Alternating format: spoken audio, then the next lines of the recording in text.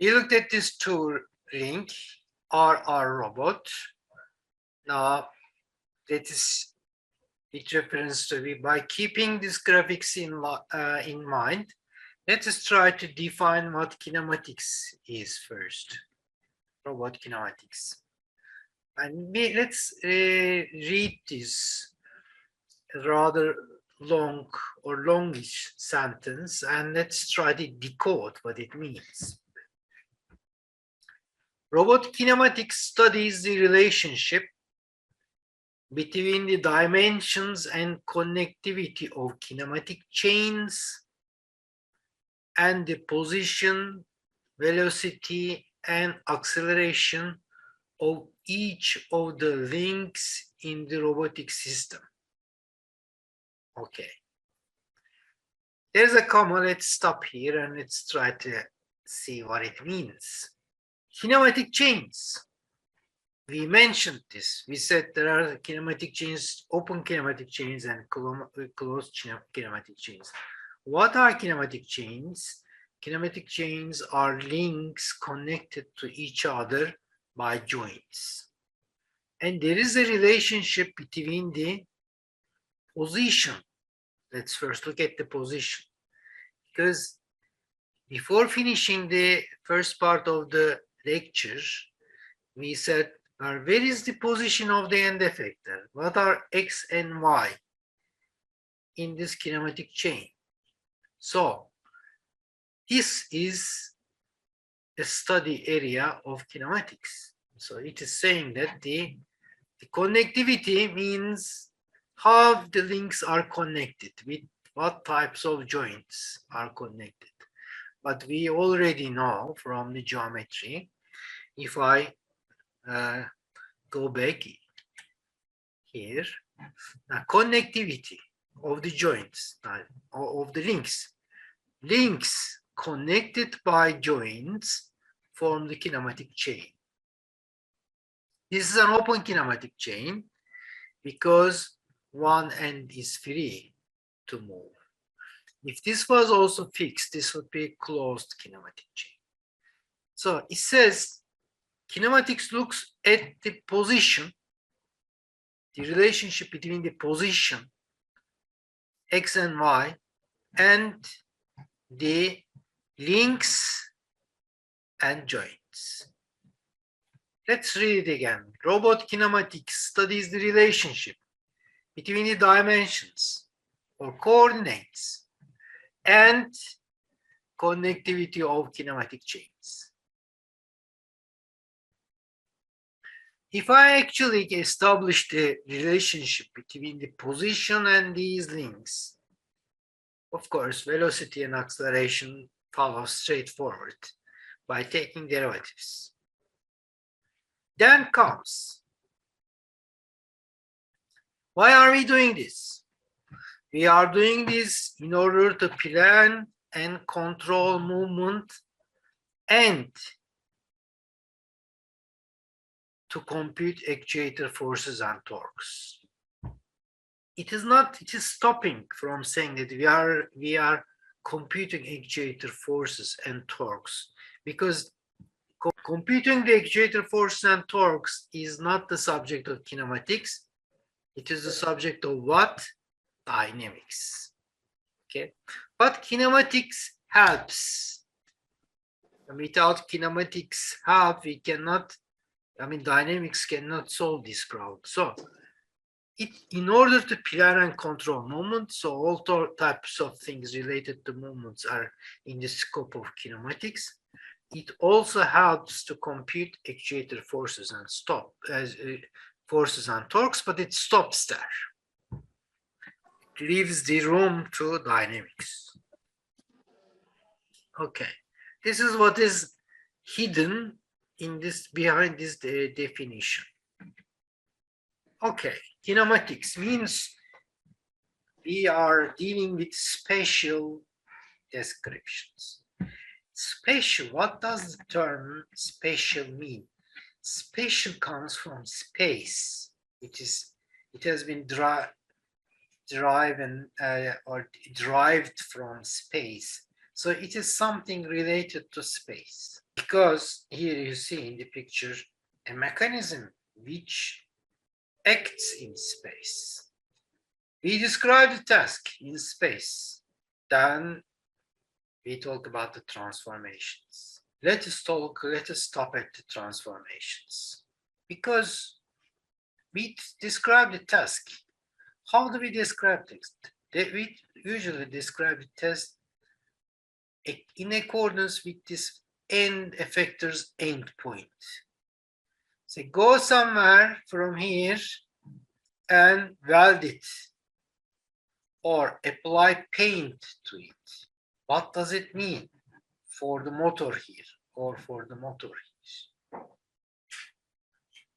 If I want to go to a certain point in space, how should these other links joints move? This requires transformations. So transform the movement here to the movements of the links. And links move through joints. So we actually must be able to transform these. So the transformations come from here. And representations. How are we going to represent all these things? In some equation forms. And these type of equation forms are going to be matrix forms. We will see. Okay, so I hope so far all of these terms are now as the vocabulary of the robotic language are being established in your mind. Like joints, prismatic joints, revolute joints, a kinematic chain, and an end effector. And we said when we put them together, it forms a closed or open kinematic chain. Here is an open kinematic chain. And a robot arm is a kinematic chain.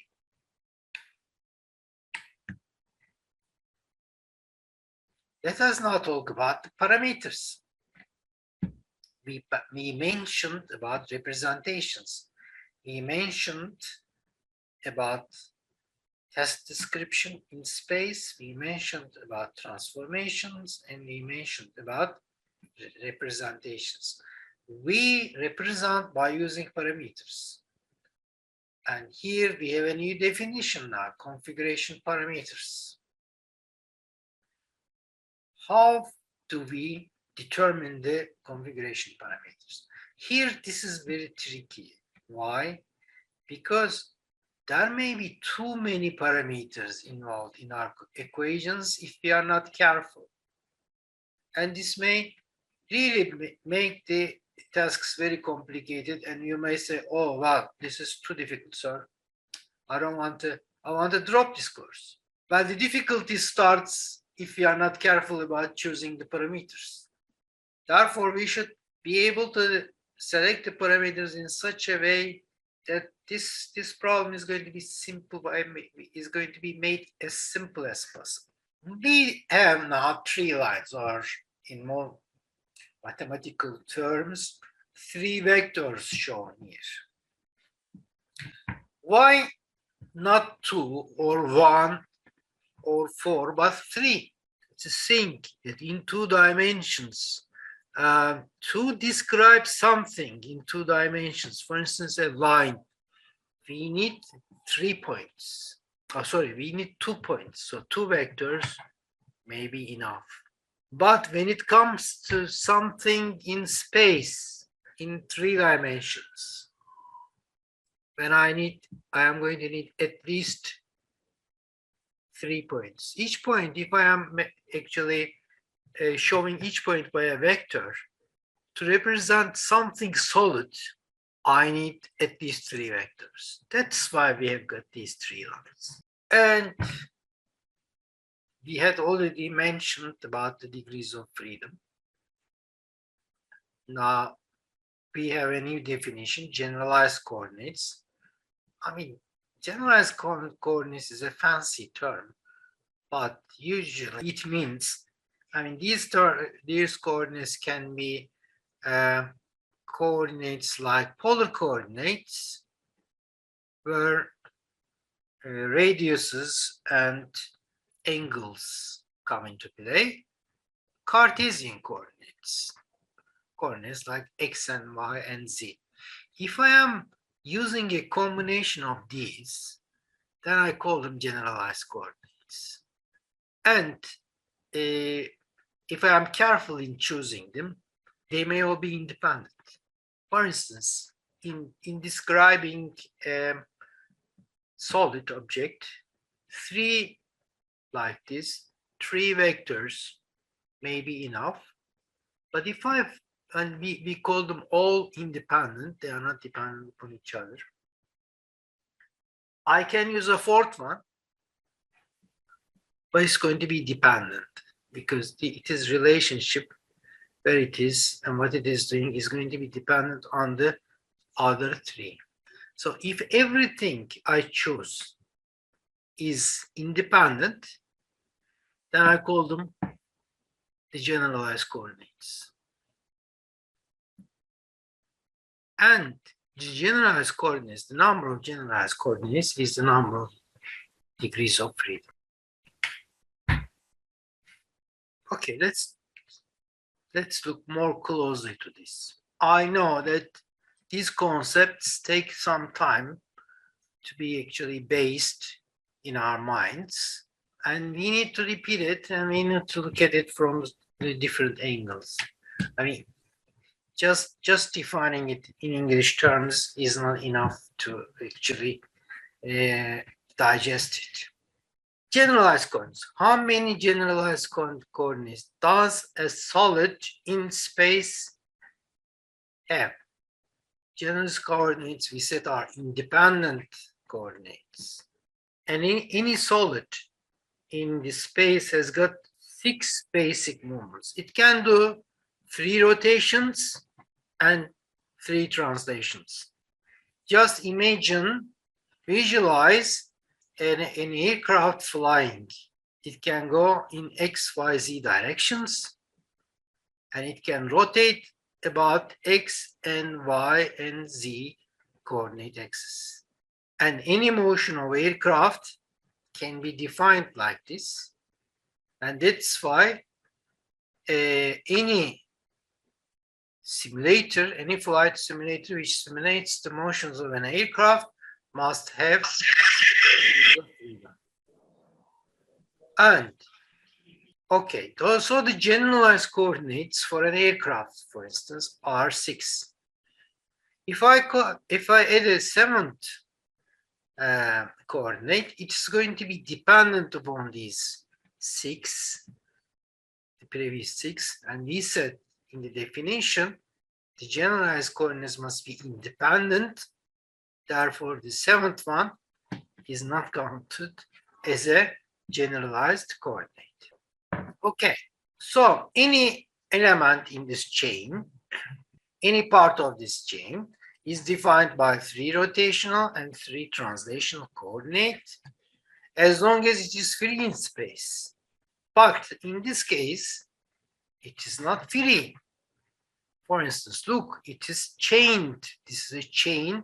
So this element is chained to the other element through a joint.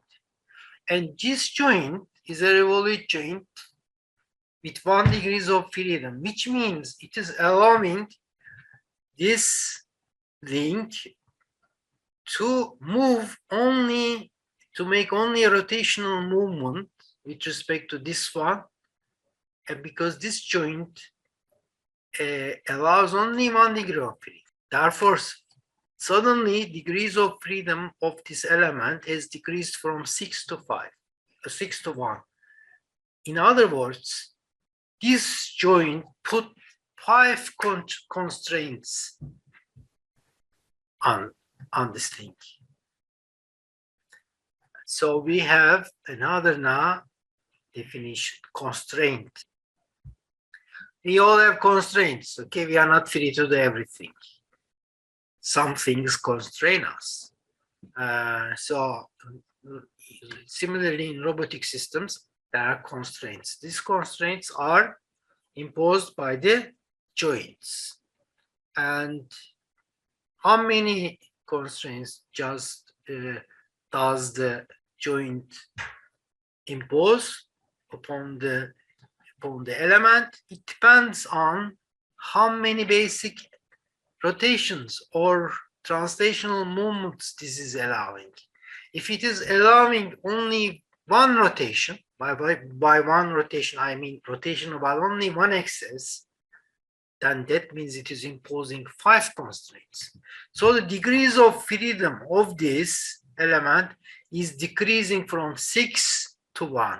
Okay, at the beginning, if I did not form this chain, each element would have 6 degrees of freedom. So totally they would have, if I had n number of them, totally they would have 6n degrees of freedom. But before joining them, so this one, if there are n elements here, this one has got 6 times n number of freedom, 6n freedom. But when I join them, it drastically reduces to what? 6n, and each joint imposes a constraint of 5. So totally 5n constraints. So it is 6n minus 5n, which is n. So this becomes an n degrees of freedom robot in general. So remember, now we looked at the robots with 3 links, and we said these are 3 degrees of freedom robot. So because in such cases, each joint was allowing us only 1 degree of freedom, and the n here became 3.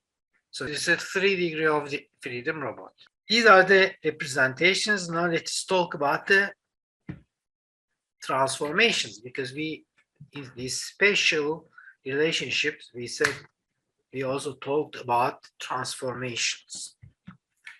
Now transformations can be very interesting for you because it is, you haven't seen it before, and suddenly you are going to understand you can gain the ability of doing something original which you haven't been able before. Let's start by asking us the question, how do we specify the position of a particle in space? We cannot specify the position of a particle in space if we do not first specify a reference frame. We all know this. But before coming to this lecture, you all knew that there is no absolute position in space. Everything is relative. Therefore, we must first define a reference frame. Okay, a reference frame is defined. X, Y, Z reference frame. And this point is at a distance. I mean, if I'm talking about a polar coordinate system, we say it makes an angle with 3 axes, or it makes an angle with each axis, and it makes 3 angles with 3 axes, which I call them delta X, delta Y, delta Z. But these angles only indicate the direction where this point is. How far is it? How far is it is determined by this distance r. So the position of a particle, if I'm talking about only one point in space, is specified by distance information and 3 angle information. This is not new. You all knew this before coming to this lecture.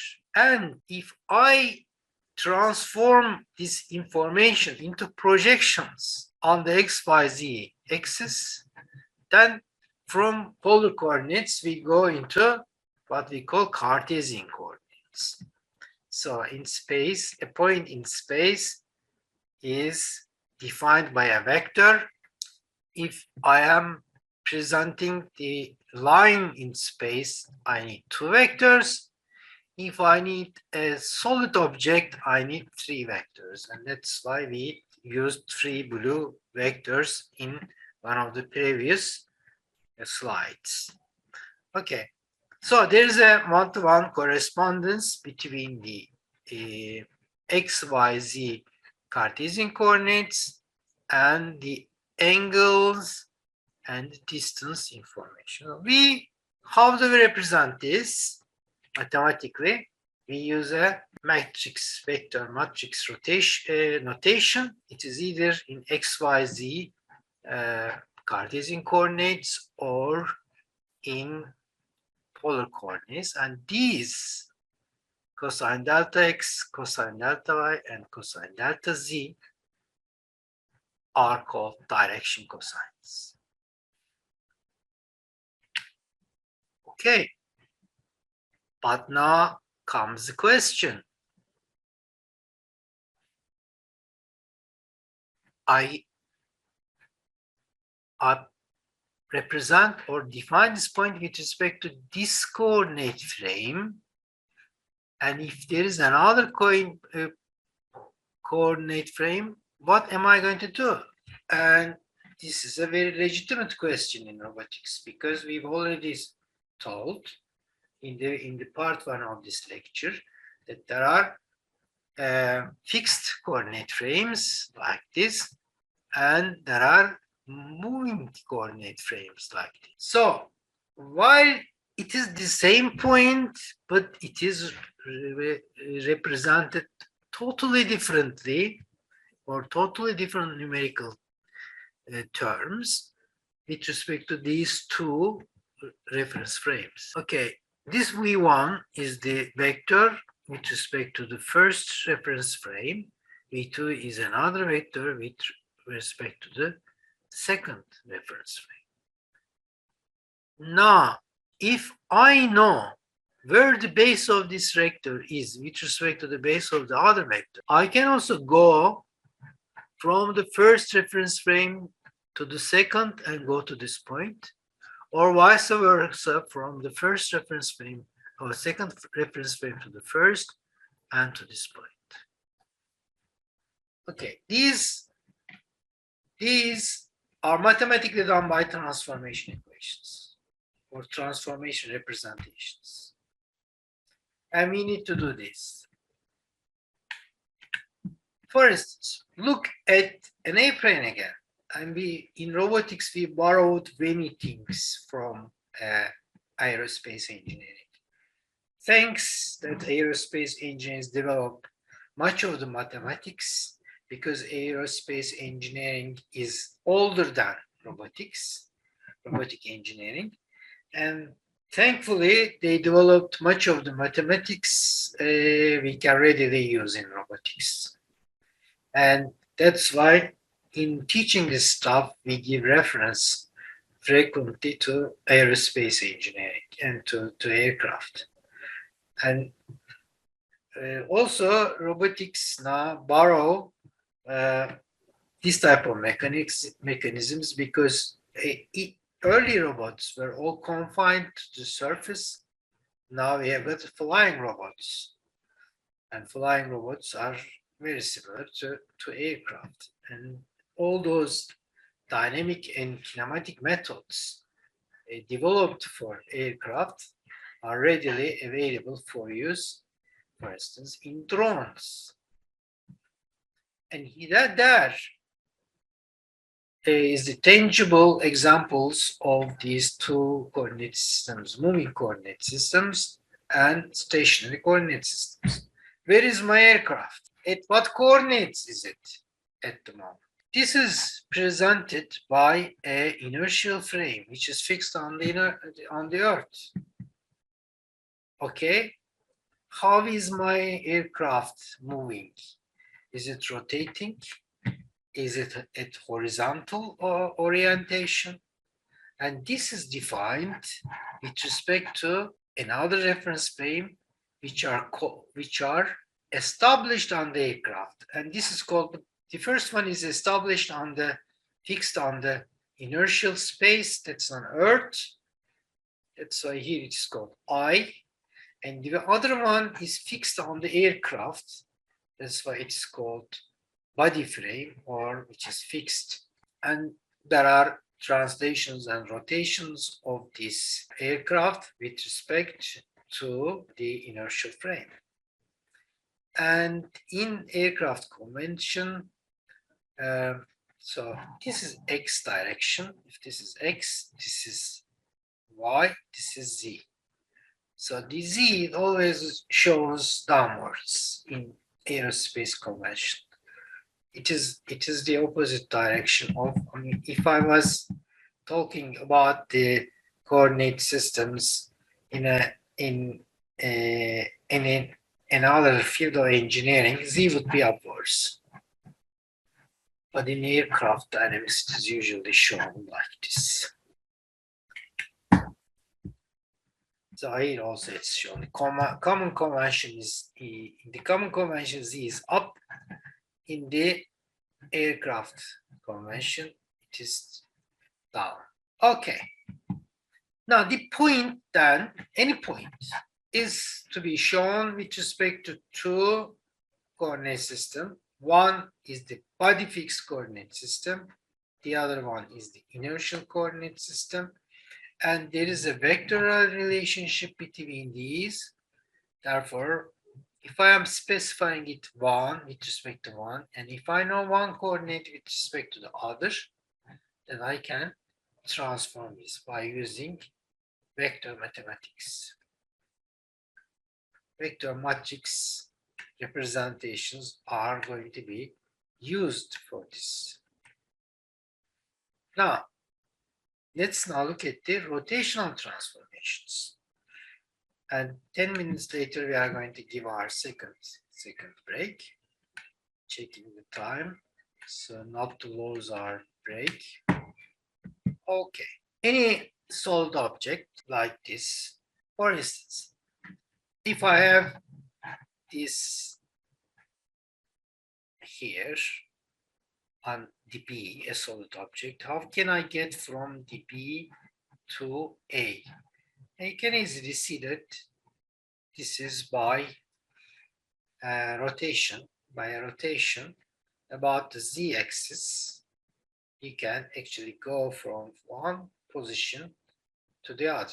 And it comes to something like this. There is a combination of rotations. Now, at the moment, we are only concentrating on the rotations. There are no translations here. Combinations of rotations, what will be the result? Now, one of the things here, if you do not use mathematics, mathematical methods, you may need to use a lot of brain power to figure out what will come out. I mean, what will come out in place of this question mark. Not in this particular example, because here this is rather simple. Only one rotation or two rotations. But if it is three more or four or more, then your brain gives up. Cannot cope with the difficulty of the problem. And we can actually figure out here that in the first case, there has been a rotation about the y-axis. So that z0 became to z1 and x, so it rotated like this, x0 became x1. All rotation is about y0. Now, in the second case, after this rotation, there has been another rotation about the z-axis. And at the moment, these rotations are all about fixed axis. Fixed y-axis and fixed z-axis. And the result became So first rotation plus the first rotation plus the second rotation. So the result is going to be, but the rotation is not always defined about the fixed axis. Sometimes it is about the current axis. Why rotation about the current axis? What I mean is that now the second rotation is not about Z0 anymore, but it is about Z1. Why am I saying this to you? When we write the equations, matrix equation, we must distinguish between these because they two do not give the same answers. So if I know now that there are two types of rotations, namely rotations about fixed axis and rotations about current axis, then I must also know there are two types of different representations mathematically. Here, again, there are some conventions to make life more easy. One of these conventions, again, is borrowed from aircraft engineering or aerospace engineering, is the yaw, pitch, and roll angles. Yaw is defined about the z-axis, pitch about the y-axis, and roll about the x-axis. But these all about current axis, because now first rotation about z-axis, about this pink, then the new axis system becomes blue. The second is not about the pink axis anymore, about the blue axis, which is the current y-axis. Then I obtain the yellow coordinate frame. And the third one is about the yellow. So about z, current y, and current x. This is called yaw, pitch, roll. Okay, can you now tell? Look at this, and if you can write, for instance, what is this? Which angle is this? And which rotation is this? And which rotation is this?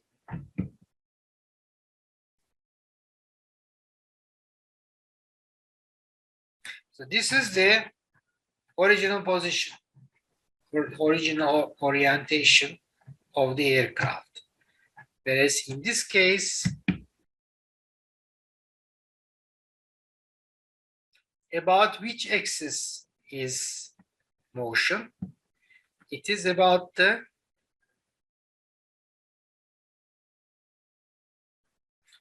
according to this definition, if the rotation about this is a roll angle is the motion rotation about the x-axis, x, y, z, roll. So this is this motion here is the rotation about the x-axis, which is the roll motion. You see the roll motion of the aircraft here. Here, it is about the y-axis, and this is pitch. And here, it is about the z-axis. So this is yaw. And usually it is yaw,